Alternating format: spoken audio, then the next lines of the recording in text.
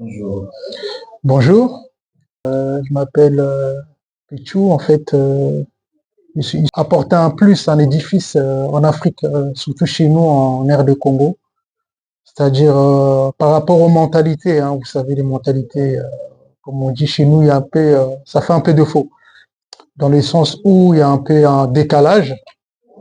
Parce que je pense que la diaspora, pas uniquement en France, même aux États-Unis, au Canada, en Angleterre, partout, on peut apporter un plus. C'est-à-dire pas négliger les gens qui sont en RDC, mais apporter un plus que nous on a pris ici. Cela ne veut pas dire qu'ici tout est parfait.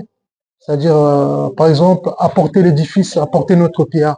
Par exemple, au Congo, tout est à construire au Congo. C'est-à-dire, c'est vraiment un terrain vide.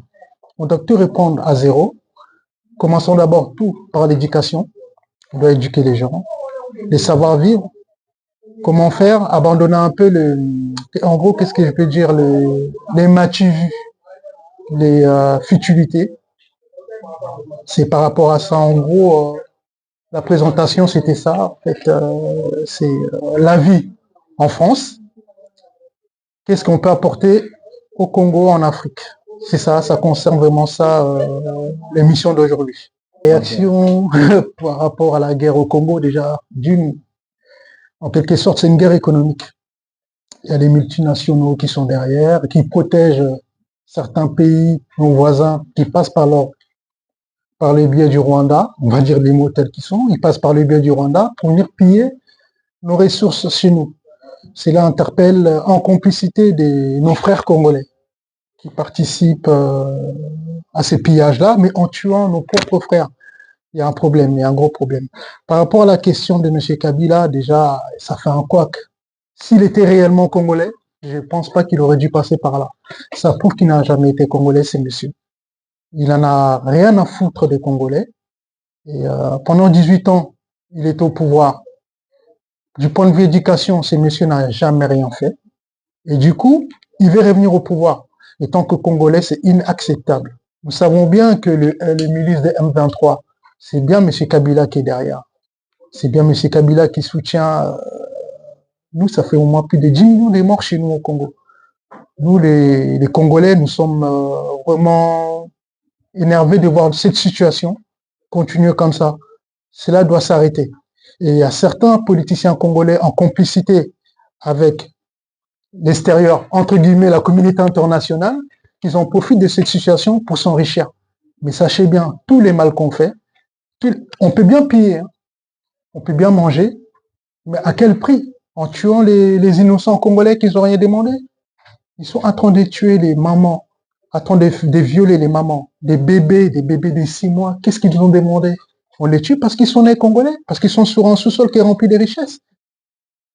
Hein? Quand nous allons nous arrêter de faire de jouer les traîtres et les Congolais?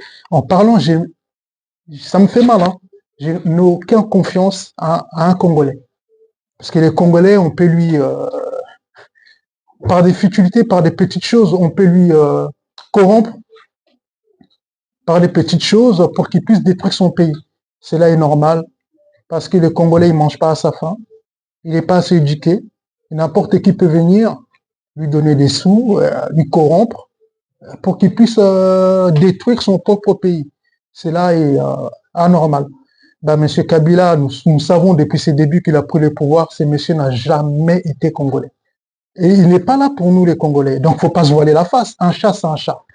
Alors qu'il est clair, les M23 sont soutenus par Monsieur Kabila parce qu'il n'est pas congolais. Il n'a aucun goutte de sang congolais. Donc, il n'en a rien à foutre. Il était là, tous nos entreprises nationales, il les a tués. Il a crié Kingakachi, l'avion, tu sais, l'avion qu'on parle de Kingakachi, soi-disant c'était des avions des Jean-Pierre Bemba. Il a fait un musée. Si vraiment il était congolais, ce monsieur, il n'allait pas réagir comme ça. Il n'allait pas réagir comme ça. Donc pour moi, j'en tire de conclusion que ce monsieur n'est pas congolais. Parce que moi, si je suis congolais, en aucun cas je peux tuer mes frères. Peu importe les régimes qui sont en place, les régimes qui sont en place n'est peut-être pas sain, parce que si on veut revenir par rapport à M. Nanga qui a, soi-disant, il avait donné les résultats des élections, Ils avaient dit que c'est M. Tshisekedi qui avait gagné. Du jour au lendemain, ils sont plus d'accord avec lui. Nos parents, ils sont déplacés.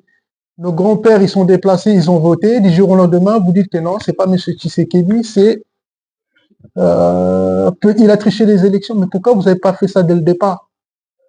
Pourquoi vous n'avez pas fait ça dès le départ?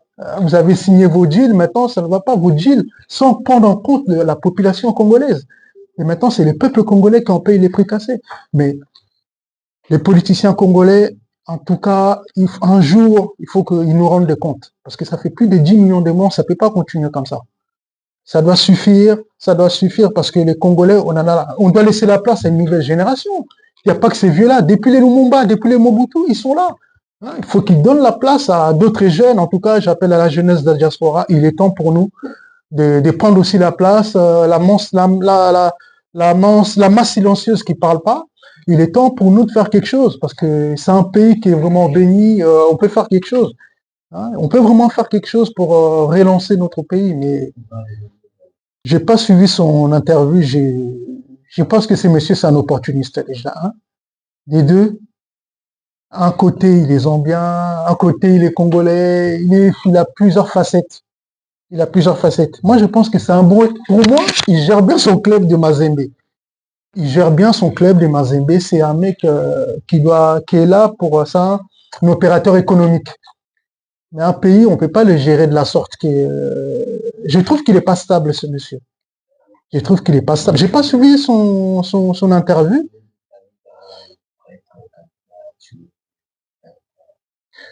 S'il a parlé de traître Kabila, c'est qu'il connaît l'affaire. Il connaît l'affaire. Ils ont travaillé Kabila, ces gens-là. Ils ont les Vital Kamere, ce sont des gens, du jour au lendemain, ils sont arrivés avec le Kabila père ou le Kabila fils. Mais ces mecs-là, ils ont jamais été crédibles.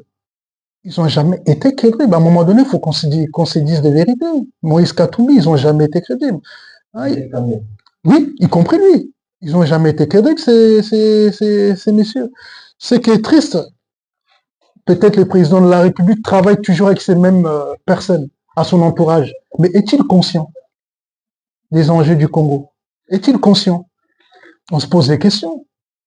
On se pose des questions. En fait, notre pays est attaqué dans plusieurs sortes. Les Congolais, on doit s'aimer d'abord entre nous. Nous sommes seuls. C'est une guerre économique. Vous dites, les gens, ils vont défendre leurs intérêts. Si vous êtes faible, ben les gens, ils vont vous marcher dessus. Parce qu'à un moment donné, soit il faut refaire l'armée, il faut sortir tous les infiltrés, soit repartir à zéro. Parce que là, c'est incroyable, incroyable notre pays. On voit comment on est en train de détruire notre pays. Ça fait mal, ça fait très très mal. Moi, les politiciens congolais, en tout cas, je mets ça entre parenthèses parce que la plupart, ce sont des escrocs et ce sont des opportunistes. Ils viennent pour s'enrichir eux. Ils s'occupent pas du bas peuple qui est là qui souffre. Voilà.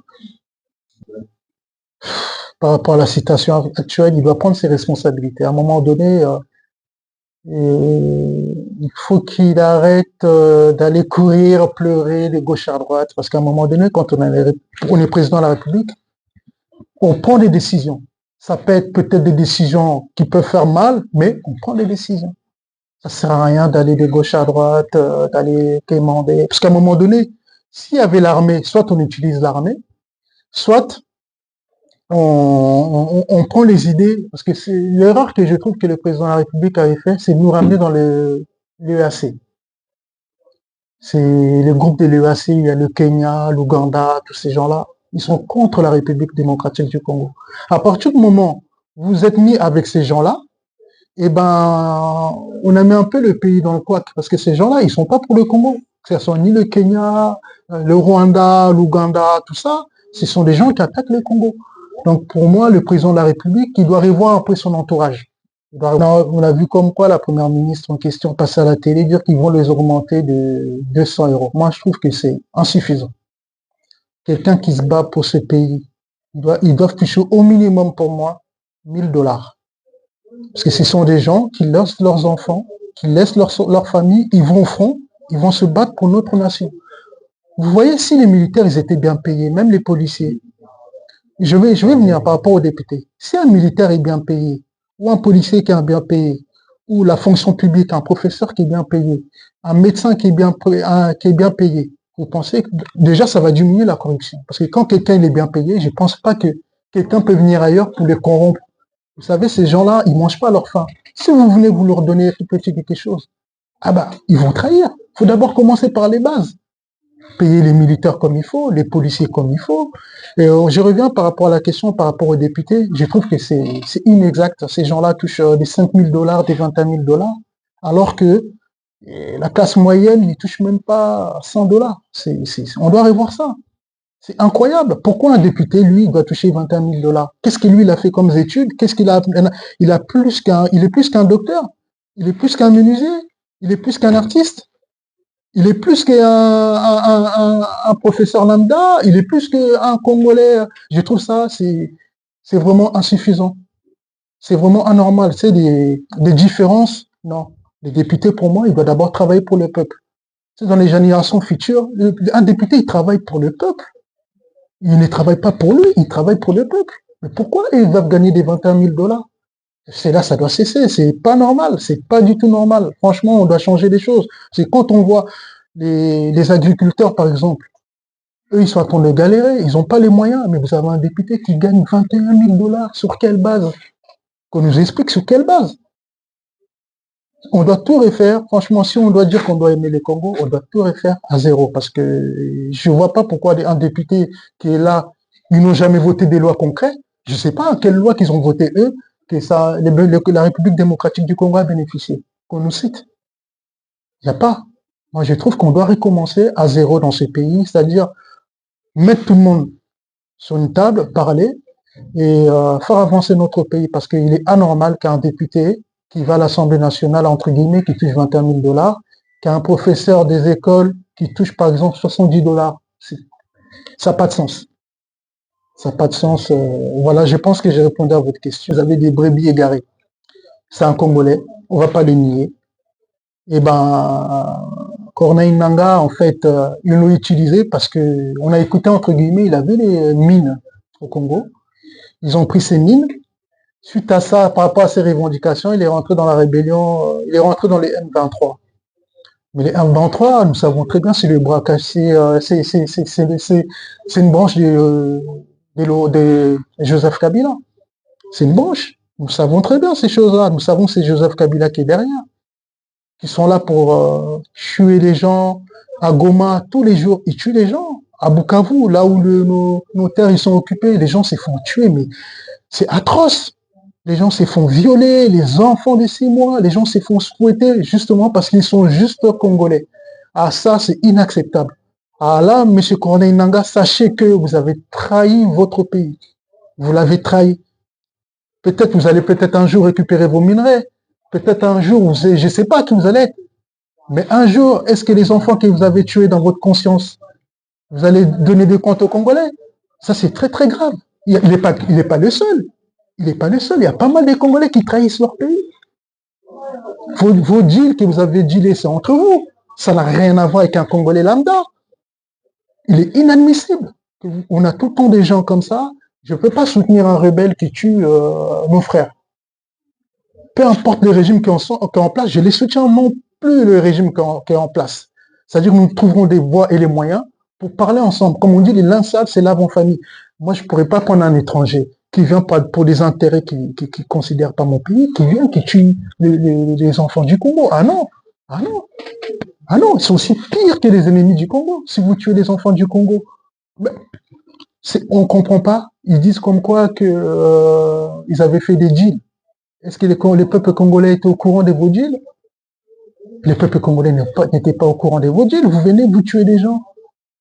Non, c'est par rapport à M. Corneille Nangaa, je trouve que c'est une sorte de trahison.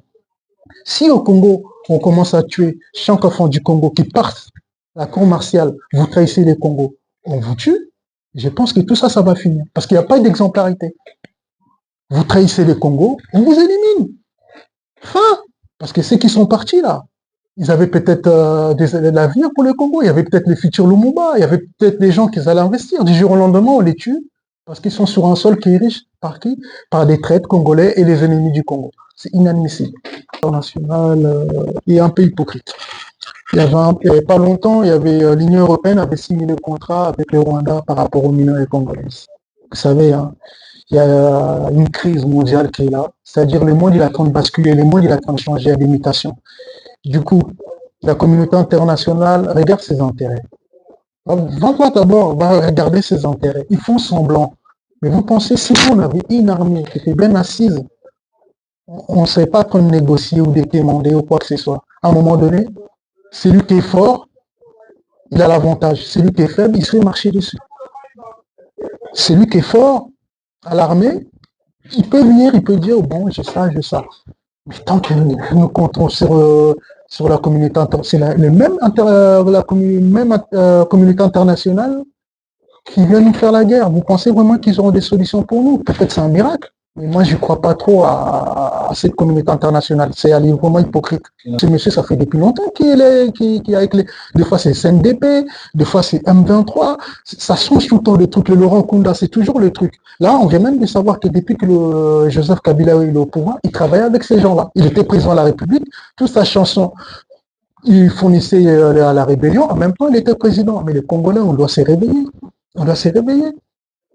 On doit se réveiller. Il y a vraiment un sérieux problème parce que les M23, nous savons bien, c'est Kabila et les Kagame. Et c'est une milice entre guillemets, c'est même pas entre guillemets, c'est plutôt une milice de la communauté Tutsi. Ils sont là pour les intérêts, pour l'expansion, pour tuer. En fait, quand ils tuent nos frères, ils remplacent d'autres personnes. Et ils pillent nos richesses pour les vendre à l'extérieur. C'est ça qui est un problème. On attend de voir le Congo, de Lumumba, attend de partir sous nos yeux, sans pouvoir rien faire. Ça, c'est encore pire. Ça, c'est encore pire. Les autres pays nous voient, entre guillemets, comme des... pas tous, hein, des aventuriers, des sapeurs, BMW, c'est-à-dire bière, musique, woman, c'est-à-dire la bière, musique et les femmes. Alors que tous les Congolais ne s'identifient pas uniquement dans ça. Il y a des Congolais qui ont fait des études, il y a des Congolais qui essaient d'investir au pays, il y a des Congolais de la diaspora qui essaient tant mieux que mal de faire des choses. Mais c'est une petite minorité qui noie toute la masse. Parce qu'on n'est pas considéré. Mais c'est incroyable comment les autres pays africains ne nous respectent pas. Parce qu'ils ne nous considèrent pas, parce qu'on voit, pendant que il y a la guerre chez nous, il y avait bien des concerts qui se faisaient en France. Mais comment tu as ton corps? Par exemple, là j'ai ma main qui a mal, ma main droite, j'ai mal, et sur ma main gauche, j'ai fait semblant de danser, j'aurais toujours mal en quelque sorte. On aurait dû quand même stopper ça, conscientiser les Congolais et commencer à faire les choses. Maintenant, les Congolais, il est un peu distrait en fait. C'est pas de sa faute. C'est pas de sa faute, il est distrait, il est comme ça. Mais ça demande quand même à conscientiser. Avant, les gens, ils s'en foutaient de la guerre au pays. Maintenant, les gens ils commencent quand même à savoir, il y a la jeunesse comme nous, on a grandi en Europe, on commence à faire des manifestations, on commence à sensibiliser les gens dans nos réseaux sociaux et tout. Je trouve que c'est un plus. Et il y a quand même la diaspora consciente en Europe. Hein. Il y en a. Mais ils ne sont pas vraiment vus dans le sens où il y a beaucoup plus de gens qui sont dans la distraction, qui sont plus mis en avance.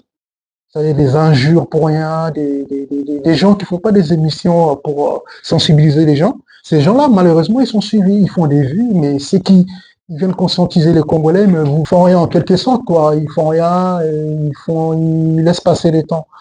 C'est un peu triste dans le sens où le monde, il attend de changer. Hein. Parce que là, en France, la France d'avant, dans l'époque de Mitterrand, et la France des Macron, c'est plus pareil. Il y a eu des mutations, les choses changent et tout. Il faut qu'ils pensent à aller investir dans nos pays. Quand je vois, moi, les Indiens, les Libanais, les Chinois, ils vont chez nous, ils construisent, alors que nous, on fait rien. Ça m'interpelle. Ça m'interpelle. En fait, c'est un paradis sur Terre, mais nous-mêmes, le Congolais, il est tellement, je sais même pas comment définir un Congolais en fait. Je sais pas par où commencer. Il est tellement distrait, il est tellement, c'est pas de sa faute. C'est pas du tout de sa faute. Peut-être il se connaît pas. Le Congolais, lui-même, il se connaît pas. Il est qui en Afrique en fait. Il se connaît pas. Le Congolais, pour lui, il vit du jour au jour. C'est-à-dire prendre la bière à gogo, à s'habiller entre guillemets sa paire. Il voit pas son futur en fait. Lui, il vit du jour au jour. Il vit comme s'il était à King, mais il vit en France pareil. Alors que les réalités sont pas du tout pareilles. Que ce soit même dans nos églises, entre guillemets. Hein. Dans nos églises, ils prêchent pas vraiment la réalité aux gens. C'est devenu un truc associatif. On a l'habitude d'aller dimanche. Comme il n'y a plus de concerts, on s'habille, on y va. Mais quand on va, par exemple, dans ces églises-là, quand les gens ils sortent, qu'est-ce qu'ils prennent dans leur tête? Hein? Ils prennent quoi de plus pour avancer quelque chose? Non. On tourne, c'est un cercle vicieux, on tourne en rond, on tourne en rond, on tourne en rond, que ce soit nos politiciens, que ce soit nos musiciens, que ce soit nos pasteurs, que ce soit... En fait, tout le monde tourne en rond. Il n'y en a pas un pour tirer les autres vers le haut. Il n'y en a pas. On tourne en rond. On tourne en rond, il n'y en a pas, il n'y a pas un Congolais. Et pourtant, avant, il y avait des Patrice Lumumba, il y a des gens quand même intellectuels qui pouvaient tirer les autres vers le haut. Et je me pose la question, ils sont passés où ces, entre guillemets, l'intelligentsia congolais? Ils sont où? Ils sont où? Même, même nous qui vivons à l'Europe ici, dans la diaspora, mais il y a un problème. Il y a un problème parce que, bon, il y en a même qui ont, c'est pas qu'ils ont honte de dire qu'ils sont congolais, ils veulent plus fréquenter les milieux congolais parce qu'il faut dire ça déshonore, mais grave. Un Congolais, vous pouvez commencer un business avec lui, mais à la fin, vous allez vous rendre compte qu'il y a tout le temps l'escroquerie. On a ça en nous, c'est l'ADN, mais ça doit changer. Vous pouvez commencer à faire quelque chose de bien avec un Congolais, mais ça va finir, ça va partir en, ça va mal finir. Pourquoi? Il y en a toujours un qui va vouloir dévancer l'autre, il va vouloir escroquer l'autre, il va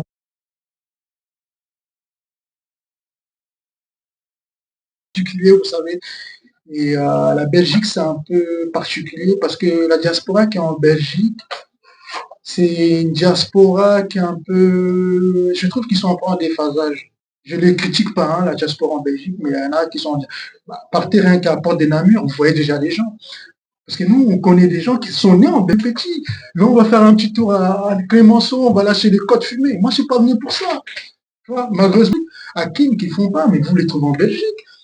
Ah, vous trouvez des gens avec des pantalons larges, des pseudo, entre guillemets, pasteurs, des escrocs. Vous avez plein de trucs comme ça. Mais la diaspora de Belgique, il faut dire, c'est une diaspora vraiment... Bon, c'est vrai, ils ont sali l'image un peu de la diaspora consciente, parce qu'ils sont partis travailler autour du président de la République. Malheureusement, il y avait pas mal de gens de la Belgique qui sont partis. Et maintenant, on pense que toute la diaspora est comme ça. Non, il y a la diaspora consciente. Il y a la diaspora qui vient pour vraiment aider le Congo. Malheureusement, il y en a aussi, vous savez, dans une famille, il y a des gens sages, il y a des turbulents, il y a aussi des gens un peu, malheureusement, la société elle est comme ça, on ne peut pas changer les gens. On doit cohabiter avec tous ces gens-là. Et quand même, il faut dire que dans la diaspora, il y a des gens très conscients, il y a des docteurs, il y a des politiciens, il y a des techniciens, il y a des gens très intelligents dans notre communauté. Pourquoi? J'ai toujours dit, j'insiste, ils ont parfois peur de se mélanger avec la communauté congolaise parce qu'il y a trop de stupidité chez nous. Il y a trop de stupidité. Vous vous rendez compte, les réseaux sociaux, c'est fait pour passer un message, parler des choses bien. Mais les Congolais, il va y aller là où il y a des bêtises. Ah, quand quelqu'un va insulter quelqu'un, là, ils vont être là, des bêtises, ils vont être là. Mais quand on va commencer à conscientiser les gens, vous verrez qu'il n'y a personne. Malheureusement, il n'y a personne. Il y a plein de jeunes Congolais, je connais, on est dans des associations. Ils veulent faire les choses bien, mais ils ne veulent pas se lancer. Pourquoi? Parce que notre communauté, il y a trop de bêtises, il y a trop de bêtises, il y a trop de trucs, un tel affaire, un tel affaire. Mais c'est notre communauté, on ne va pas se fatiguer. On va toujours sensibiliser. On ne va pas se fatiguer, c'est notre famille, on est obligé de vivre avec. On est obligé de vivre avec. Le Congo, c'est un pays d'avenir. Moi, quand j'avais lu un bouquin de Patrice Lumumba, par curiosité, j'ai lu un bouquin, c'était marqué le Congo est-il un terre d'avenir? Point d'interrogation. Quand j'avais lu ce bouquin, ça m'a ça m'a ça m'a édifié. Toutes les choses que Lumumba disait, ça se passe maintenant. Pour moi, Lumumba était prophète. L'ivrogne, tout ce qui est la boisson à gogo. Vous trouvez normal dans notre pays, les gens boivent, boivent. Mais quand tu bois sans réfléchir, c'est-à-dire que tu n'as même plus besoin de réfléchir, tu bois, mais tu ne penses plus à ta nation. Les Congolais, en fait, on doit lui apprendre, surtout les peuples à Kinshasa, on doit lui, même dans tout le Congo en général, leurs droits. Si tu ne connais pas tes droits, c'est-à-dire que ce n'est pas un polo qu'un politicien va te donner, non. On doit leur apprendre leurs droits, c'est-à-dire qu'il faut qu'ils exigent des politiciens à faire des choses. Donc, vous ne faites pas ça, on va mettre quelqu'un d'autre. Mais les Congolais, ils ne connaissent pas son droit, ils trouvent ça normal. Déjà, tu vas à Kinshasa, vous voyez les dépotoirs. Il y a des dépotoirs par-ci, par-là, et les gens, ils préparent à manger, ils mangent, ils sont dans leur bulle. Mais quelqu'un, il va être malade, il va mourir, ils vont dire non, c'est les Kindoki. Mais non, c'est vous-même, vous vivez dans un environnement qui est approprié. Hein? C'est-à-dire là qu'on fait l'émission, là, vous voyez, c'est propre, c'est agréable et tout. Vous voyez, ça donne envie. Mais quand tu parles à Kinshasa, en tout cas, Je suis désolé, il y a des endroits, tu peux même pas bien t'habiller parce que c'est incroyable. Et les gens, ils sont pas sensibilisés.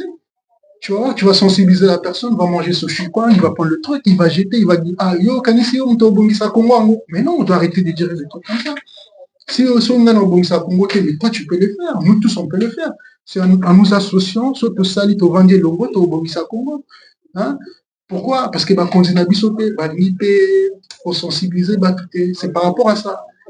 Le Congo, c'est un scandale géologique. C'est moi, c'est l'autre, c'est vous, c'est nous.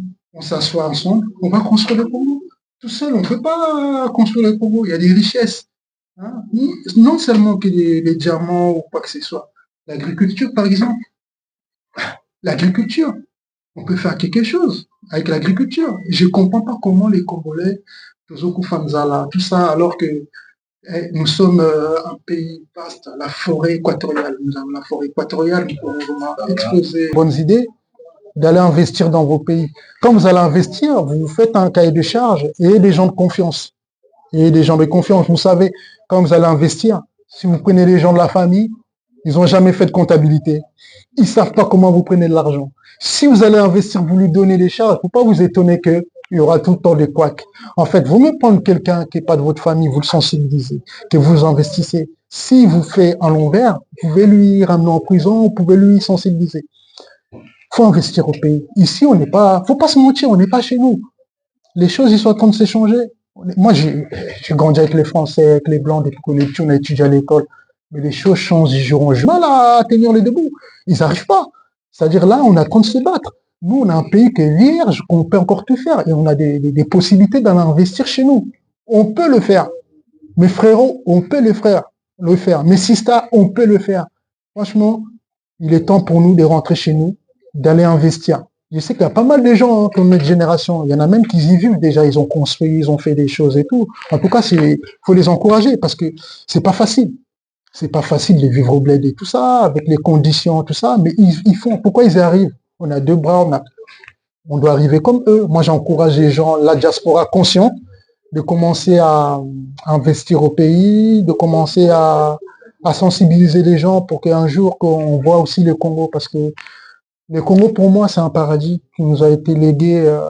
Je ne sais pas comment, mais je suis fier d'être congolais. C'est un pays qui est magnifique. Mais c'est juste mon cerveau. Ces questions, c'est les cerveaux des gens qui sont pas en place. Parce que je peux vous donner un exemple. Je vais prendre un exemple. On prend le peuple français. On échange de pays. On lui donne le Congo. Je vous assure, dans 10 ans, ils vont tellement retaper le Congo. Nous, on va les suivre encore au Congo pour aller vivre avec eux. Ça trouve que c'est la tête. C'est la tête. Maintenant, il est temps pour nous de bâtir ce grand Congo, de montrer qu'on est un grand peuple africain. Les Africains, ils attendent que ça. On est un grand peuple. Mais nous-mêmes, nous ne connaissons pas, nous, on connaît pas nos valeurs, en fait. On est trop dans la distraction, on est trop dans le truc. À un moment donné, on doit vraiment reprendre notre place. Donc, on est le Congo, tu vois, le Congo, c'est un grand peuple. Donc, on ne doit pas l'oublier, c'est un grand peuple. On doit vraiment reprendre notre place en Afrique. Peu importe c'est des turbulences qui sont passées, à un moment donné, on doit reprendre notre place. Je pense que j'étais assez vaste par rapport à la diaspora. Voilà. Un petit mot de la fin, c'est-à-dire moi, j'ai espoir.